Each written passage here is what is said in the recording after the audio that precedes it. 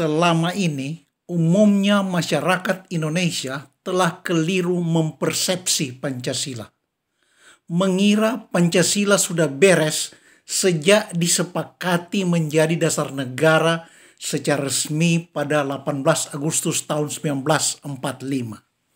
Mengira Pancasila tinggal diagungkan, tinggal disebarkan melalui pendidikan, sekolah-sekolah, penataran P4. Sebelumnya ada program indoktrinasi. Semuanya mengira Pancasila tinggal dipertahankan apa adanya. Pancasila harga mati, kata mereka. Mengira Pancasila tinggal diimplementasikan ke dalam undang-undang dan pelbagai aturan berkekuatan hukum, berkekuatan pemaksa. Tapi apa yang tidak dipaksakan? Bahkan sudah di akhir tahun 1970-an, Jenderal Purnawirawan TB Simatupang bersama Dewan Gereja Indonesia baru menyadarkan, baru mengingatkan bahwa konsep pembangunan nasional kita selama ini ternyata bukan sebagai implementasi Pancasila. Bahkan ketika itu diusulkan masuk ke dalam GBHN, pemerintah tidak mau langsung menerima, menolak. Sampai bertahun-tahun baru terima. Itu pun baru sebatas kata-kata dan formalitas keredaksian dalam GBHN. Belum soal bagaimana isi pengertiannya, apalagi soal bagaimana realisasi konkretnya. Jangan heran Profesor Meister Sultan Takdir Ali Syahbana mengkritik Pancasila. Kritiknya sedemikian mendasar, fundamental, sampai mementahkan Pancasila yang kendati sudah diagung-agungkan sebagai filsafat dasar negara. Menurut Sultan Takdir, yang pula terkenal sebagai pujangga dan ahli filsafat itu, Pancasila belum layak disebut falsafah, belum memenuhi syarat sebagai filsafat. Jadi Pancasila belum bisa menjadi dasar negara. Tidak mungkin bisa dijadikan dasar sistem tata negara. Pancasila tidak mungkin bisa dijadikan dasar sistem hukum. Pancasila tidak mungkin bisa layak dijadikan dasar sistem pendidikan. Profesor Takdir Al-Syabana mengungkapkan hal itu di dalam konferensi tahunan atau pada saat itu istilahnya rapat tahunan Perhimpunan Pendidikan Indonesia pada akhir tahun 1950, tepatnya 27 Desember tahun 50 di Bandung. Maka langsung heboh, geger. Publik Indonesia geger. Banyak yang bingung luar biasa. Soalnya saat itu Pancasila sedang diagung-agungkan. Betapa tidak, semua undang-undang dasar yang pernah diberlakukan di negara ini, sejak Undang-Undang Dasar 1945, Konstitusi RIS 1949, dan kemudian Undang-Undang Dasar sementara tahun 1950, semuanya menetapkan Pancasila sebagai dasar negara. Tapi memang justru terkait dengan Undang-Undang Dasar itulah Takdir Ali Syahbana bicara.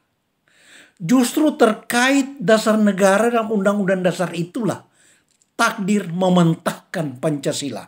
Begini, waktu itu ideologi dasar negara memang sedang menjadi pusat perhatian.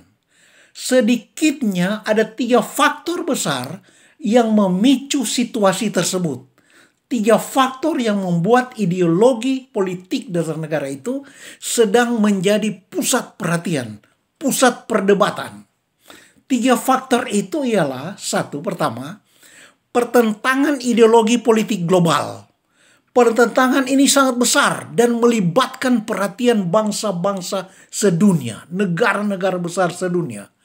Jerman pecah terbelah 2, Jerman Barat dan Jerman Timur. Kota Berlin dibelah 2 dengan didirikannya tembok Berlin.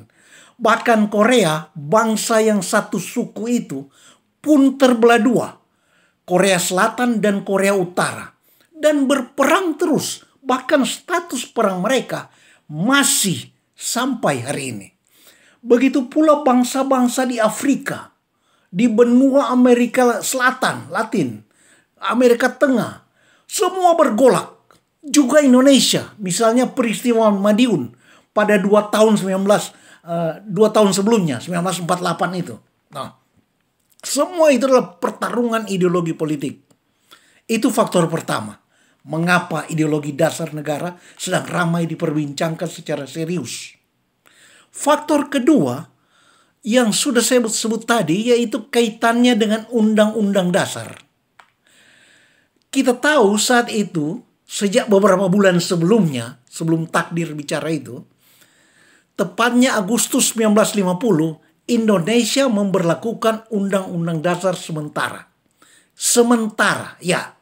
Artinya akan ada undang-undang dasar yang definitif, yang tetap. Akan ada undang-undang dasar baru. Nah, untuk itulah isi undang-undang dasar mulai didiskusikan, termasuk dasar negara mulai diperdebatkan. Kalau dalam undang-undang dasar sementara, dasar negaranya Pancasila, lalu dalam undang-undang dasar baru nanti, dasar negaranya apa? Begitu. Para politisi mempertanyakan, para ahli mendiskusikan, memperdebatkan. Kemudian faktor ketiga yang melatar belakangi pendapat takdir al-Syabana itu adalah, nah ini, sebetulnya pendapat takdir itu tidak sama sekali baru atau ide yang datang begitu saja dari alam lain. Takdir sebetulnya sedang mengkonstatasi, sedang mengatakan apa yang sebetulnya menjadi kenyataan di masyarakat. Apa itu?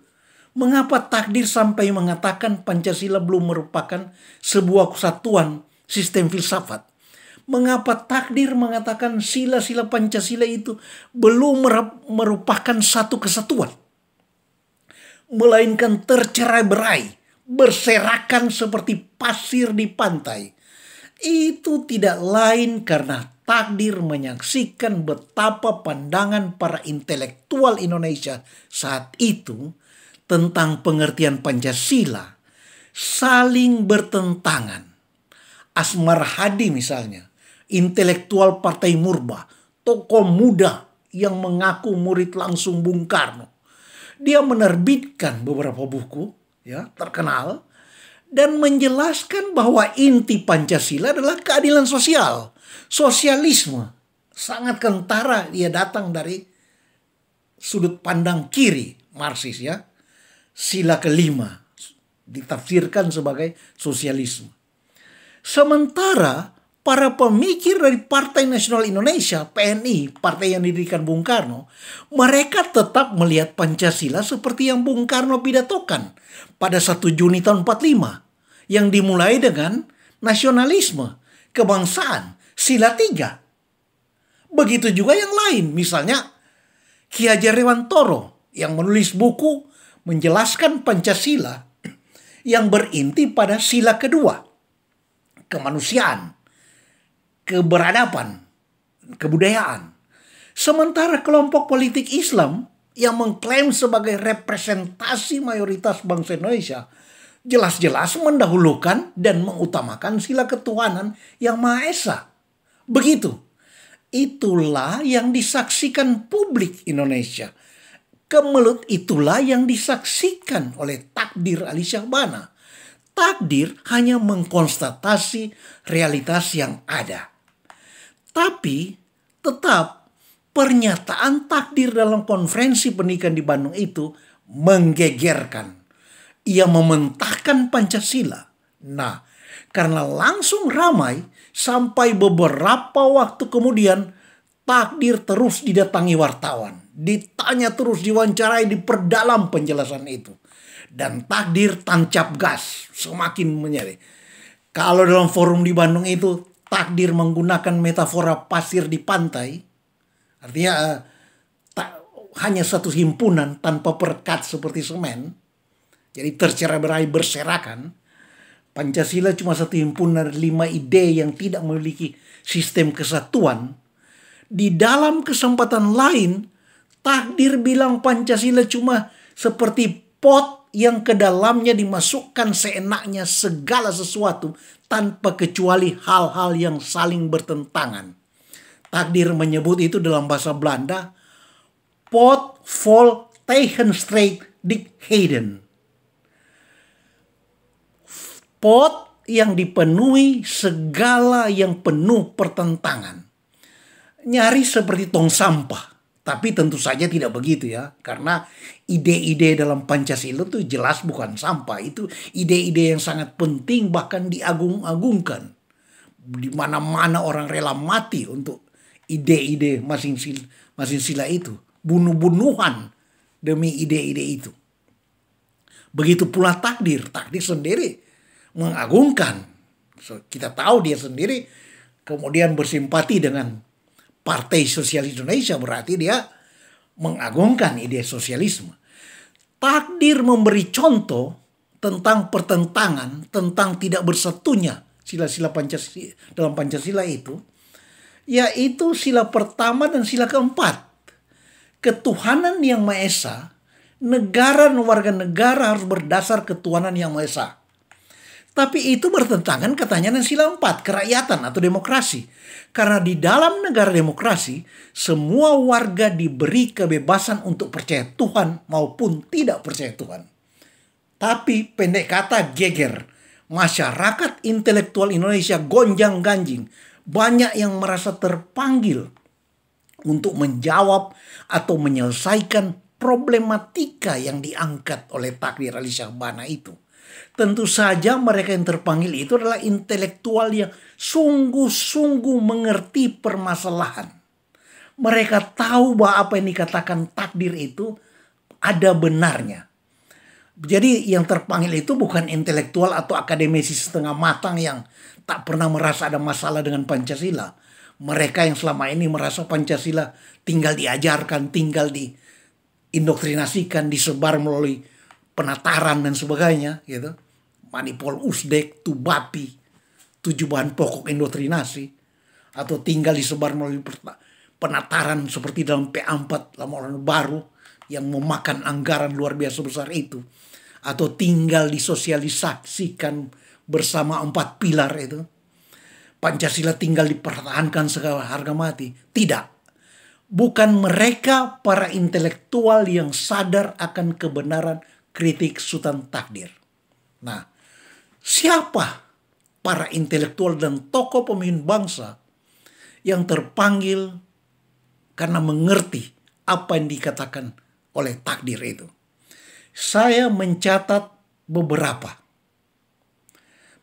intelektual yang mengerti apa yang takdir ajukan, lalu memberi jawaban atau mencoba menyelesaikan problem itu. Tercatat pertama 2 orang hampir bersamaan, yaitu Dominique Rosin, ya Dr. Dominique Rosin, dosen Sekolah Tinggi Filsafat dan Teologi Jakarta. Waktu itu Sekolah Tinggi Teologi Jakarta aja namanya. Lalu ada Buya Hamka, Haji Abdul Malik Karim Amrullah, pujangga dan ahli tafsir kitab suci Al-Quran. Ketiga, diilhami oleh Rosin dan Hamka itu, yaitu Bung Hatta, Muhammad Hatta, mantan anggota Panitia 9, perumus dasar negara Pancasila tahun 45. Sebetulnya setelah Rosin dan Buya Hamka itu, jadi sebelum Hatta, ada Profesor Noto Nagoro. Ketika dia mempromosi Bung Karno menerima Dr. Honoris Causa di Universitas Gadjah Mada, dia dalam pidato promosinya, dia menjawab apa yang dikatakan takdir, tetapi dia bukan memberi apa yang diminta takdir. Dia bukan mengajukan sistem filsafat Pancasila seperti yang diajukan Rosin, Hamka, dan Hatta. Noto Nagoro hanya mengkritik balik terhadap kritik takdir. Takdir kan memberi contoh tentang sila-sila yang saling bertentangan, seperti misalnya sila pertama ketuhanan dan sila keempat demokrasi. Nah, karena dalam demokrasi itu katanya semua warga negara diberi kebebasan untuk percaya Tuhan maupun tidak percaya Tuhan. Nah, Ini menurut Notonegoro keliru. Kenapa menurut Notonegoro itu tidak bertentangan karena Tuhan itu ada. Jadi demokrasi itulah yang harus menyesuaikan diri. Adanya Tuhan menurut Notonegoro dapat dibuktikan secara ilmiah, secara filosofis. Nah, Notonegoro waktu itu menjelaskan dengan menggunakan penjelasan Thomas Aquino yang terkenal itu. Jadi demokrasi memberi kebebasan pada orang yang tak percaya Tuhan. Demokrasi yang seperti itulah yang justru salah menurut Notonegoro. Nah, bahkan kata Notonegoro, dengan kita percaya pada Tuhan, justru kita akan memiliki sikap untuk memandang setiap manusia sederajat. Sikap yang adalah dasar utama demokrasi. Gitu. Jadi pendek kata, Notonegoro tidak memberi jawaban tentang sistem Pancasila. Dia hanya membuat kritik balik terhadap salah satu contoh dari apa yang diajukan takdir. Begitu ya. Nah, banyak orang kemudian mengkritik atas kritik Notonegoro itu sendiri. Nah, Notonegoro waktu itu tahun 51 memang belum memiliki teori tentang sistem Pancasila sendiri. Bahkan sampai tahun 1956, ia hanya condong pada teori filsafat dari Muhammad Hatta. Nanti akhir tahun 60-an dan tahun 70-an, Notonegoro mulai mengembangkan sistemnya sendiri. Terlepas dari soal apakah sistem yang dirumuskan Notonegoro itu sendiri sudah benar atau belum, itu soal lain. Tapi itu berarti bahwa kemudian Notonegoro mengakui kritik takdir Alisabana tentang masalah status kefilsafatan Pancasila. Bahwa Pancasila yang dijelaskan Soekarno pada 1 Juni 45, Pancasila yang sudah dipromosikan oleh Notonegoro sendiri pada tahun 51 bulan September dengan memberikan Dr. honoris causa kepada Bung Karno, itu diakui ternyata sama dengan takdir bilang. Belum sistem filsafat. Maka Notonegoro kemudian berusaha mengembangkan sebuah sistem filsafat Pancasila. Nah, begitu. Nah, kemudian pada tahun-tahun akhir 1950-an, perdebatan tentang Pancasila memuncak, yaitu di dalam sidang-sidang konstituante untuk mencari dasar negara yang akan digunakan di dalam konstitusi atau undang-undang dasar Indonesia yang baru, yang definitif, bukan lagi sementara. Perdebatan sangat sengit.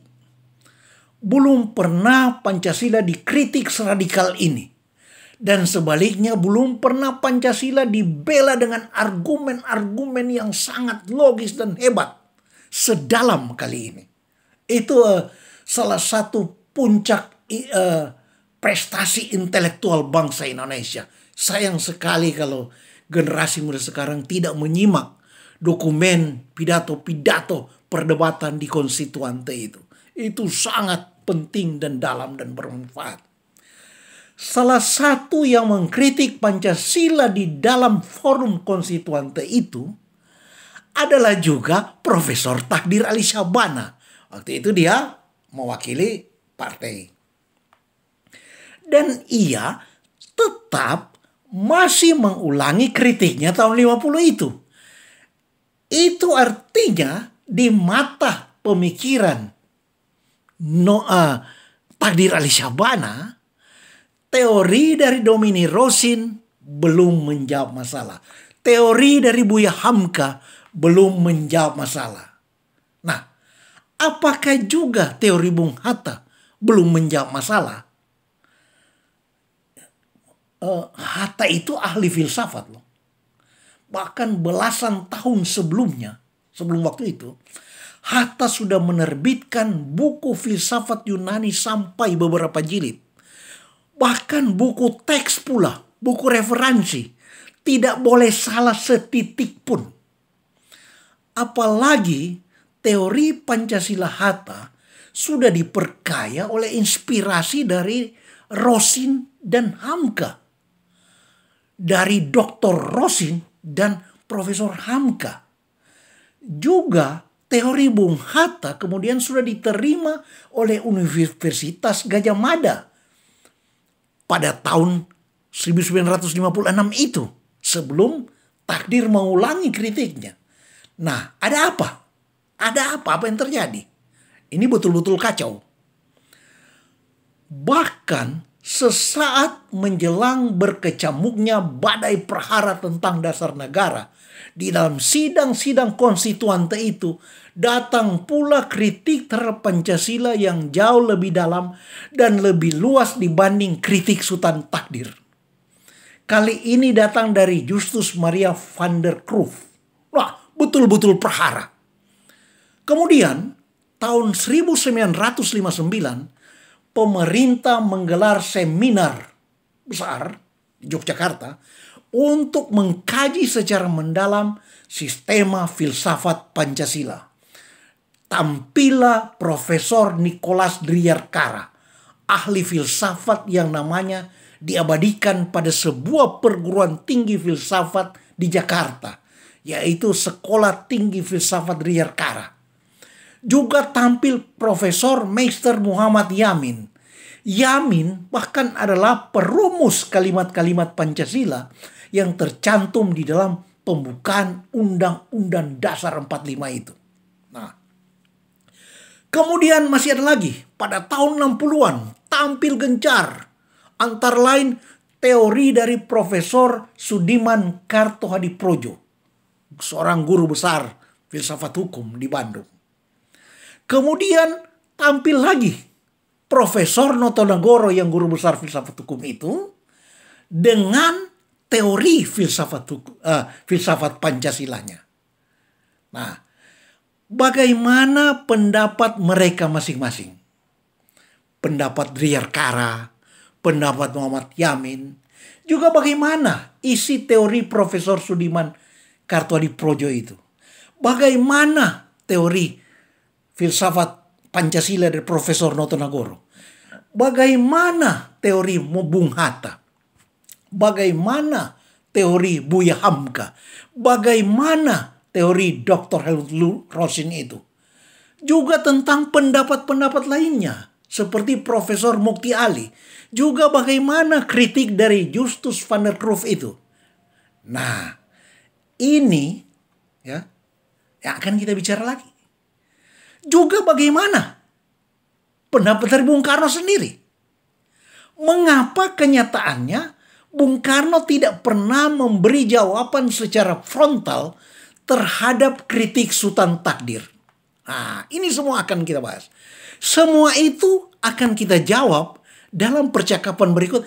Tapi yang penting sekarang harus diingat, kritik takdir itu ada benarnya. Pancasila belum memiliki sistem filsafat yang berdasar itu kita akan memiliki pengertian yang khas Pancasila. Demokrasi yang Pancasila, ekonomi yang Pancasila. Nah, mengenai semua aspek dalam kehidupan bernegara yang dari perspektif Pancasila secara benar.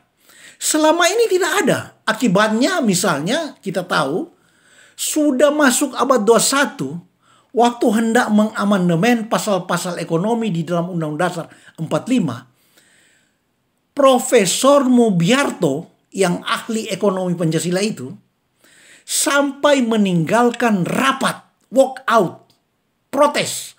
Karena menurutnya rumusan yang dibikin oleh tim perumus untuk amandemen Undang-Undang Dasar 45 di zaman reformasi itu sudah bertentangan dengan sistem ekonomi Pancasila.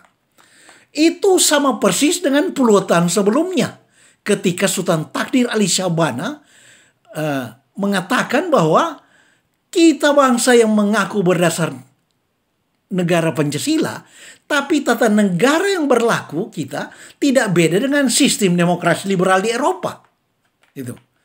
Sudah dalam abad 21, pemerintah daerah yang sama-sama dengan kelompok mayoritas menutup tempat ibadah kelompok minoritas, mengajukan dalih bahwa tindakan penutupan itu, penyegelan rumah ibadah itu Itu sudah sesuai dengan undang dasar. Sudah sesuai dengan undang-undang. Sudah sesuai dengan hukum yang berlaku. Dan hukum yang berlaku, undang-undang yang berlaku, katanya berdasar Pancasila. Tapi sebaliknya sementara itu, kelompok minoritas yang mengalami ketidakadilan itu juga mempertanyakan. Katanya negara Pancasila, kok hak kami diinjak-injak? Jadi sama-sama berdasar Pancasila. Itu sudah dilihat oleh takdir puluhan tahun sebelumnya. Dan masih berlaku sampai hari ini. Pancasila adalah ideologi besar dengan elemen-elemen yang bersumber dari ideologi dan ajaran besar. Yaitu nasionalisme, internasionalisme atau humanisme universal, religiositas atau kebertuhanan, kemudian demokrasi dan sosialisme. Ideologi-ideologi besar dan agung, dan masing-masingnya dengan kadar kebenaran yang besar. Tetapi sangatlah salah kaprah banyak persepsi selama ini yang dengan keyakinan ideologis mereka yang menilai bahwa dengan digabung-gabungkannya begitu saja ide-ide yang besar itu, yang berkadar kebenaran besar itu, maka kebenaran Pancasila pun niscaya sudah paling besar, sudah paling tinggi mengatasi semua ideologi-ideologi itu. Nah, itu yang akan kita bahas lebih jauh di dalam perbincangan kita berikutnya untuk menjelaskan hakikat Pancasila.